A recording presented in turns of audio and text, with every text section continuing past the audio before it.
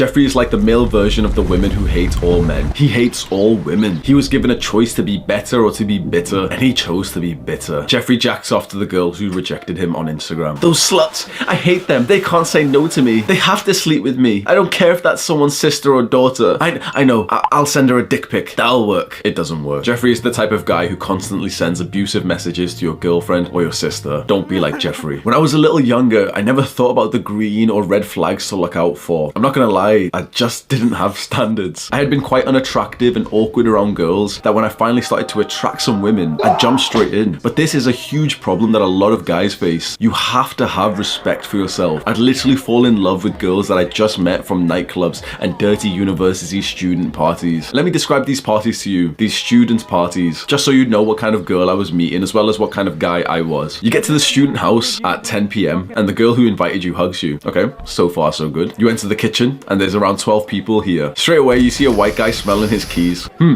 I wonder why he's smelling his key. Is it like a aftershave thing? Oh, there's a bunch of girls here and they're dressed pretty slutty. The music gets louder. The white guys are dancing to house music. The one black guy is your savior. He doesn't fit in either. Every time a new girl comes to the party, all the current girls scream in this high-pitched noise. Oh my God, Sarah! I haven't seen you since yesterday. Oh, did you get the cat? Why is everyone smelling their keys?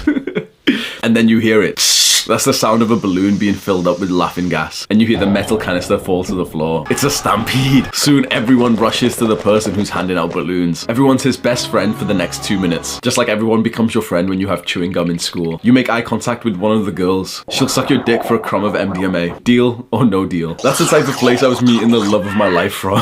Don't make the same mistake as me, bro. Understand the green flags of high quality women and always be on the lookout for them. Adonis expects only the best. He has ultra high standards for the women who enter his life. That makes him even more attractive. But it wasn't always like that. Adonis thinks back to his early adult years. Just like you, he made mistakes. He didn't have the experience or the wisdom to look out for the right green flags. But over time, Adonis became a fine judge of character, a very important skill indeed. Knowing what green flags to look out for can literally save you years of your life from dating the wrong girl. And I imagine you could remember a bunch of these green flags in your mind. You could effortlessly navigate your way through your dating life. You'd know what you want. And it's so important for young men to have standards. You'll seem so different whilst all the other guys ragdoll themselves at girls like, please, please, please, just a crumb of pussy. You'll be evaluating her just like she is with you. You'll be taking your time. You won't know straight away whether you like her or not. And that makes you so much more attractive to girls. And you might be thinking right now that this isn't that important because you're not really ready to start dating yet. Fair enough, focus on yourself. But you may as well keep these green flags in mind just in cases you come across any women. Green flag number 1, she has a great relationship with her father. Her relationship with her father is almost always similar to her relationship with men in general. The way that her father loved her as a child is the same type of love that she craves as an adult. So think about it. If her father loved her in a healthy, happy way, that's what she'll want from you. But if her father abused her or if her father left the home, generally that's similar to the type of relationship that she might get into as an adult. Green flag number 2, her parents are married and they're still in a loving relationship to this day. Marriage in the modern day isn't so great. Almost like half of marriages end in divorce. But if her parents got together like 20 years ago, it's a really good sign if they're still married and they're still in a loving relationship. Because couples can stay together but not in love. And your girl's understanding of love and intimacy comes from her parents. You want your girl to have seen like a long-lasting, healthy, happy love. Green flag number 3, you see a lot of attractive feminine traits in her mother. Generally, if you wouldn't date her mother, you shouldn't date her. Most people end up very similar to their parents. That's because that's how they were raised, and most people don't go through a drastic self-improvement change. So she is likely to end up pretty similar to how her mother is today. So ask yourself, would you date her mother if you were that age? Is her mother attractive? Does she look after herself by going to the gym? Is her mother feminine? Is she intelligent? Does she read books and does she grow? And is she nice? Is she a kind person? That's an awesome sign. Or perhaps is her mother undesirable? That's not a great sign. Green flag number 4, and an obvious one, she has a nice personality. Ask yourself, is this a kind person? She might be nice to you right now, but see how she interacts with other people. Is she rude to some people? Does she gossip about her friends and talk badly about them? Believe me when I say that she will do the same thing to you? Or does she talk nicely about people? Does she treat everyone with respect? She'll do the same to you. Green flag number 5, she's had none or very limited casual sex experiences. The number of hookups that a girl has had is like a symptom for how much of the "you go girl, blue pill" feminist narrative